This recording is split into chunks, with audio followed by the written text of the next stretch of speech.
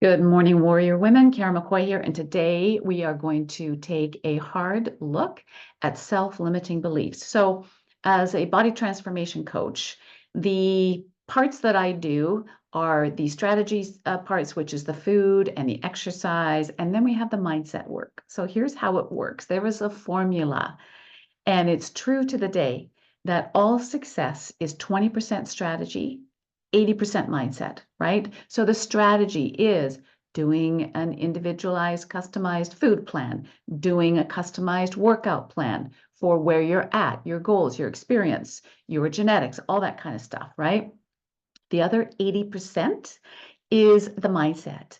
And this is what trips women up when it's moving into and sustaining a body transformation. The reason for that is because we have this thing called the psyche, which really runs the show. So this is where I liken our self-limiting beliefs to a governor. So what's a governor? So if you remember back to your car driving days or the little buggies that we would drive around the racetrack when we were kids, they put a governor on them, which manages the speed that you can go at. So it limits you going too fast on the racetrack so you don't crash with the other kids.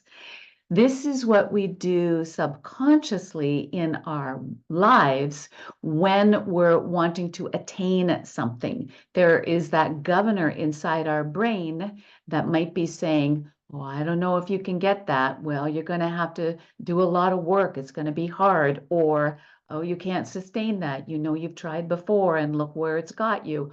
All of these are the self-limiting unconscious beliefs. Now, here's the deal.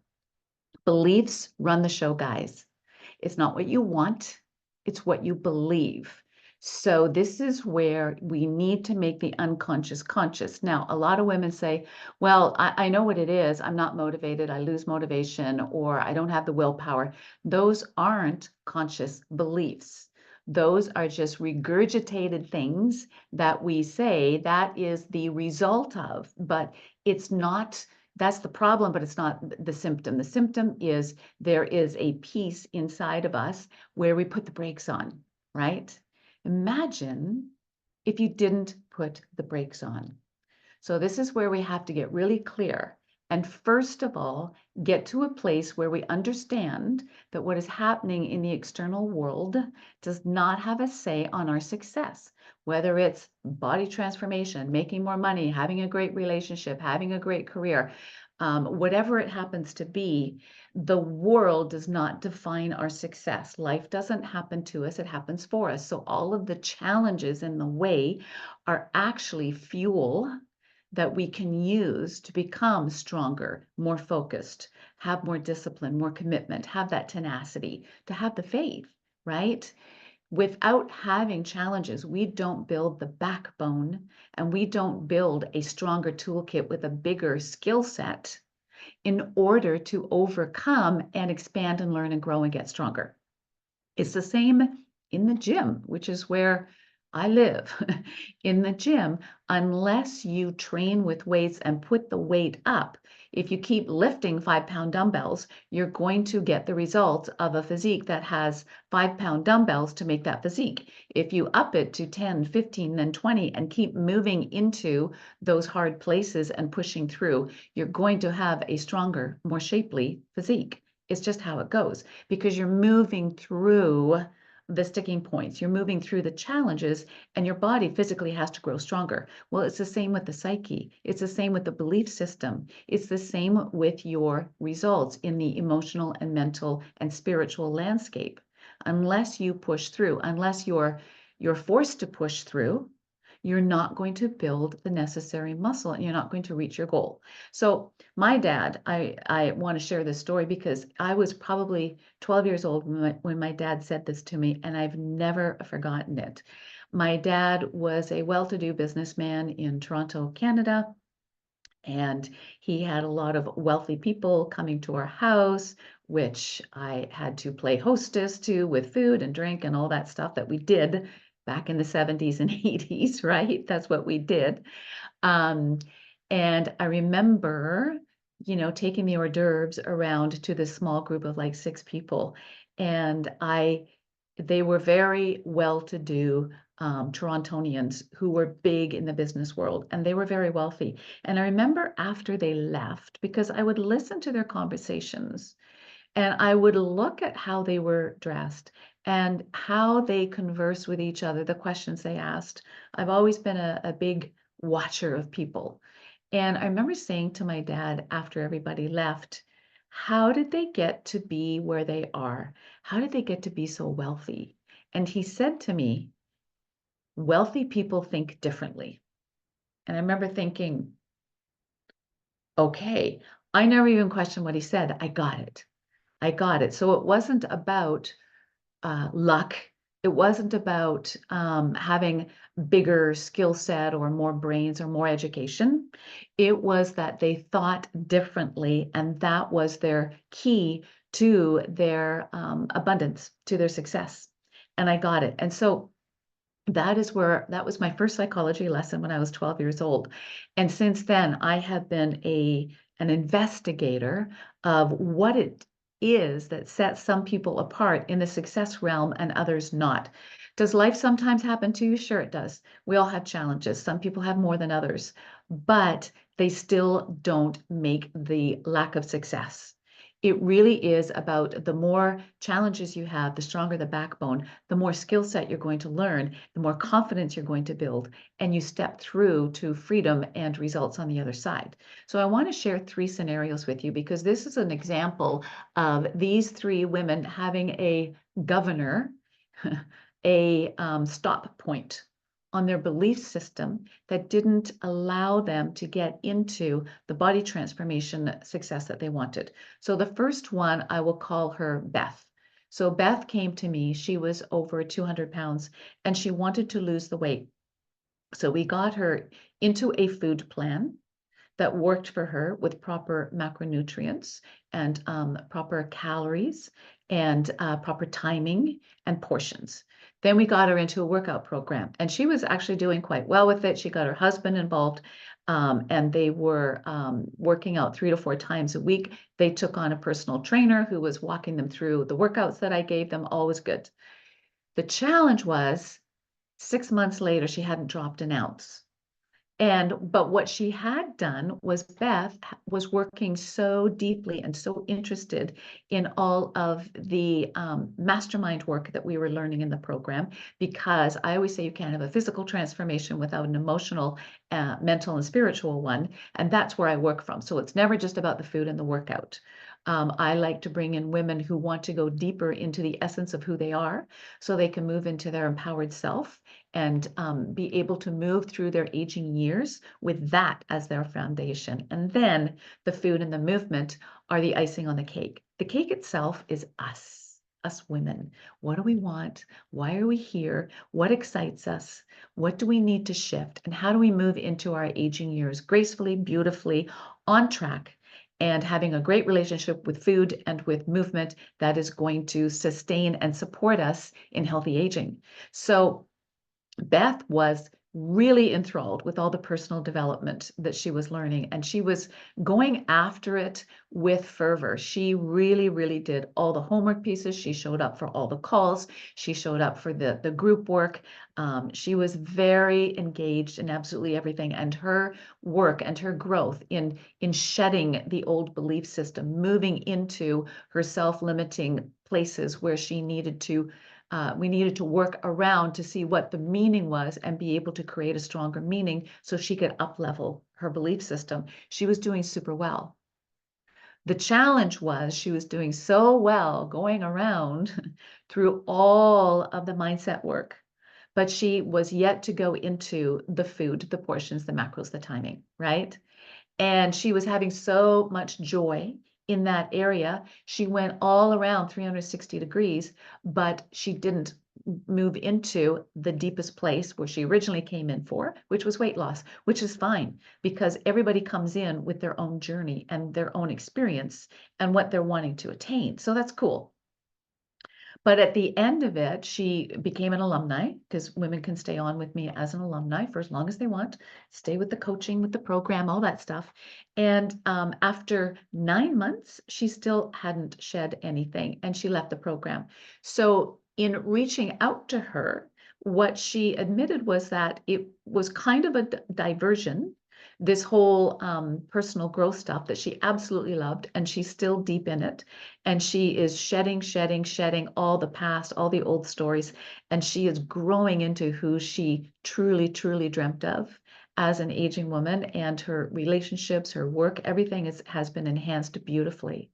But her body has not changed because they were a deflection.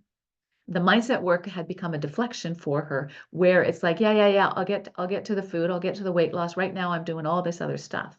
So that was her first aha moment. The other aha moment was her self-identity, which is rooted in our belief system. It didn't change. Her self-identity, she came from a family of bigger women. Food was always the fuel, if you will, for all the gatherings. And she was around other people who were all tied into food as celebration without noticing the value of the food, how much they were eating. It was just, it's all okay. Life is good and we can consume as we choose to. But they were all having their health issues, and they were overweight because of this relationship that they had as a group, as a generation, to food, right? And that's a big piece of it for sure. And so she said also, I don't know who I am if I'm not 200 pounds. Got that? I don't know who I am if I'm not 200 pounds. We went into that because it was just a little sentence that she said, and I went, okay, let's just stop there for a second. So her identity was wrapped up in this bigger version of her, and she did not want to challenge it because everybody around her, the women in her family, were all in this self-identity of a bigger version of themselves. And she felt at an emotional level, which was unconscious, but we brought it to the surface, uh-oh, I'm going to be different if I lose the weight, if I move into healthy eating, and I don't know who I am if I'm on the fringe of my group. You see that? So she had a governor on her belief system. So that's one great example of a scenario in action where everything is provided to you for which her goal was originally weight loss, but she went around and around in all the personal development, did amazing work, but she still did not touch the egg. She still did not go because there was a sense of her that said, I don't know who I am if I'm not this weight. I don't know who I am if I don't have this relationship with food and the group that I'm in, right? Second scenario, um, uh, uh, Dr. Sarah, I will call her. She's an optometrist. So Dr. Sarah was an amazing doctor. She was very well educated, came from a very educated family, doctors. And she really, really wanted to have an athletic looking body. So she would train in the gym, she would manage her food, and she was around 180 pounds. Whenever she came down into the 150s, she could never get below 155, and that was her stop point. And she said, I don't know what's going on, but then it would all come back on again. And she had gone through that for years. So her goal was to get below that and to be able to look like an athlete, to look like she trained. So we did a food plan, of course. We did a workout plan that was customized, and it was progressive, meaning we would build it as she got stronger.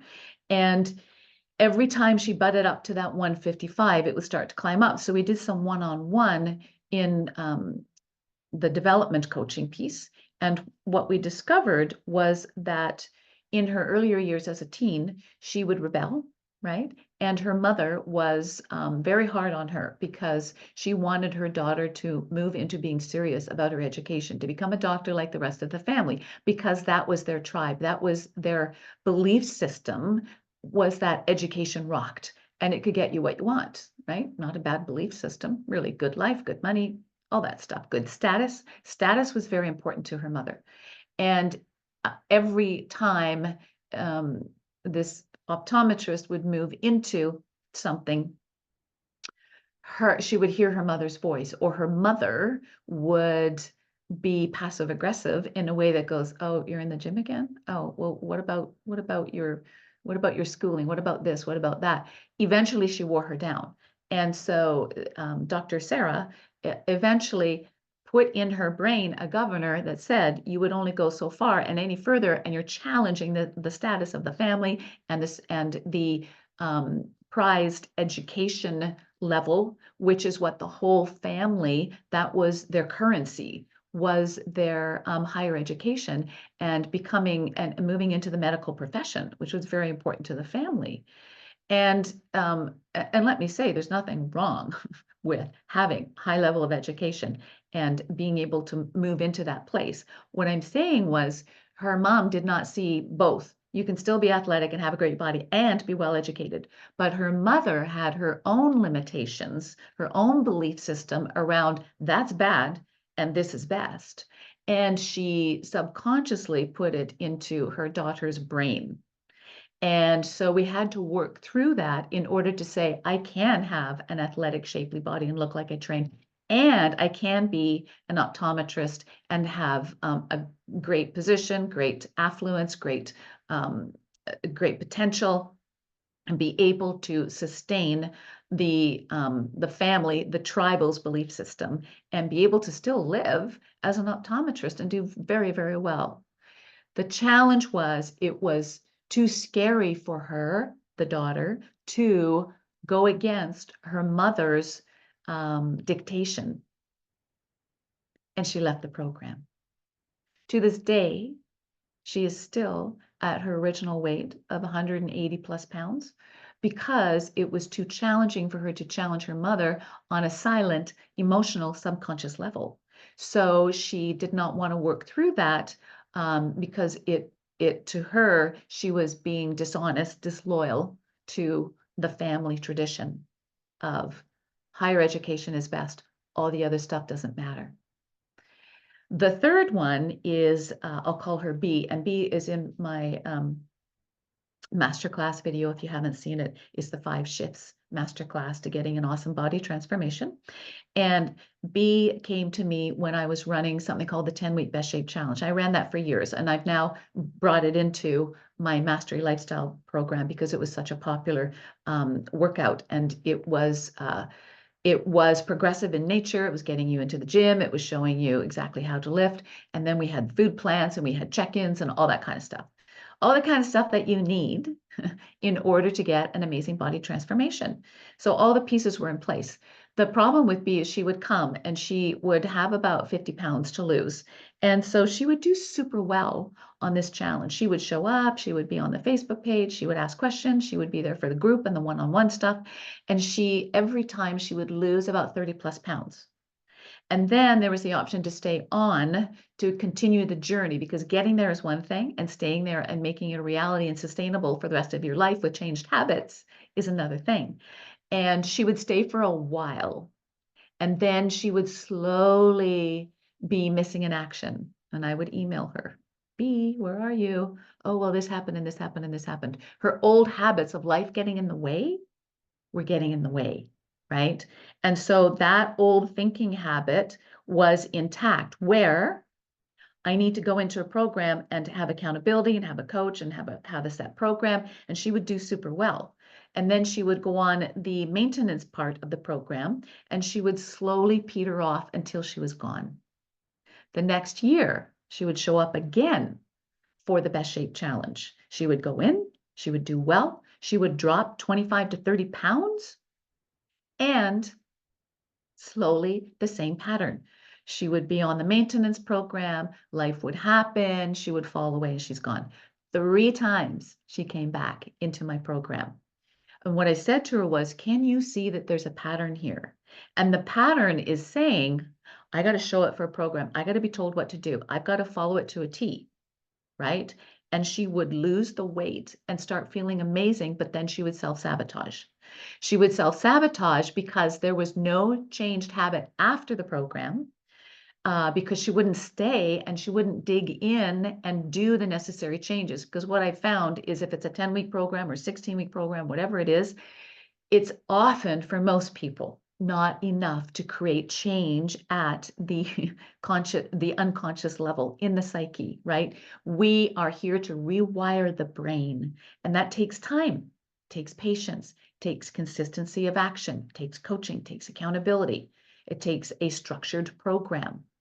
And unless those pieces are in place, what happens is 98% of the people falter back into life happens, into old habits, because their thinking patterns have not changed, because their belief system is still intact.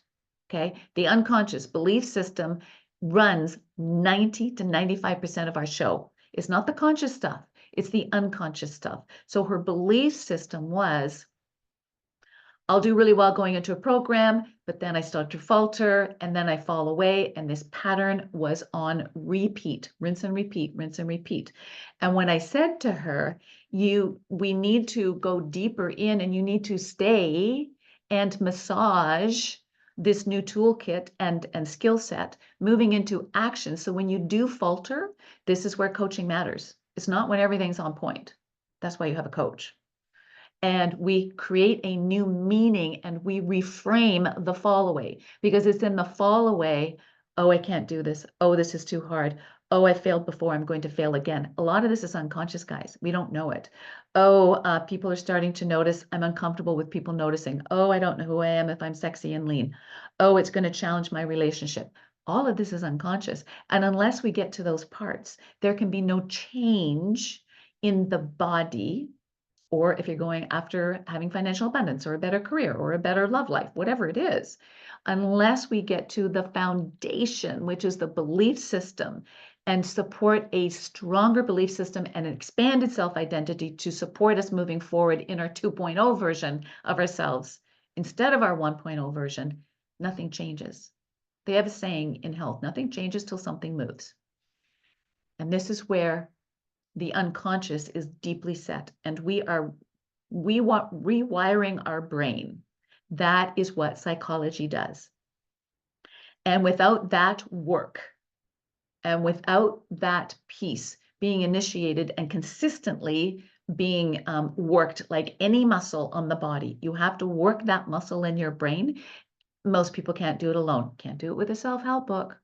Can't do it by watching free YouTube videos. Can't watch it by going and watching all the influencers, because there's no shift at the deeper level. There's a honeymoon phase, and you might be in it for a few weeks, or a self-help book that makes you feel great. And I always say to people, what self-help book changed your life that you're putting into action that has allowed you to live an inspired, enriched life? Well, I don't know. Well, this one was great and this one was great. Why do you think self-help books are the biggest seller? Because they make you feel great. They pump you up. You feel amazing. How many of you, if you get a self-help book and they've got the journal questions in there, how many of you actually do the questions and then continue to do it days, months, years later? Very few. They just don't work, guys. So that was what Bee's challenge was. She did not come back to challenge it a fourth time. Unfortunately, B is still challenged with what her original goal was to lose between 30 and 50 pounds and keep it off. And her body, remember, her body is now in a habit. The body remembers, guys. Okay, so the body is now in a habit. Oh, okay, we're going to lose a bit. Oh, yeah, and then we're going to plateau and then we're going to add it back on. And so the body is just being parented in a way that has created its ritual. So people can fight me on this all they want. I don't care about, stats and X and Y axes and all that stuff, and people with their lab coats and their cohorts and whatnot. The body has a wisdom of its own, and I've watched it for 30 years, where it gets into a routine. And so it begins to know the pattern. And the pattern is, oh, okay, we've dropped the weight. Oh, yeah, okay, now we plateau. And now, yeah, we're going to put it back on. Your body is doing exactly what you're telling it to do. And that's really hard for some people. I'm not talking about chronic disease, guys, or that kind of stuff. Okay, you know what I'm talking about. I'm talking about the desire around a body transformation, to get lean, to get strong, to lose some body fat, to be able to have more energy, more vitality, to age well, to age differently. And when I say aging, this is for women over 40. Okay, so if you're 40, you're aging. We're all aging. But what I find is women in their 20s and 30s is the hormones still have not gone a little bit crazy, where we go crazy. But also they're so busy building their career, getting a mortgage, raising their kids, that cohort, it is tough. And when we go into 40s, 50s, 60s, it gets tougher because we don't have the structure in place and we're so busy in our 20s and 30s and our bodies are way more forgiving. And all of a sudden we hit 40, we hit menopause, we hit all these changes. And then we're not happy in our career that we've given 30 years to. We might not be happy in our marriage because it doesn't fulfill us anymore. We might not be happy wondering about our future. Well, what does retirement look? Oh, I'm going to wear pastel clothing and golf. I'm like, don't let that be retirement for me. No, no, no. So, hey, man, we all have our vision of retirement. It's just not mine. I want to be active. I want to be contributing. I want to continue to do what I do, which is this work, because that fuels me every single day. So, the governor is your self-limiting beliefs. The governor is what's holding you back. You are holding you back.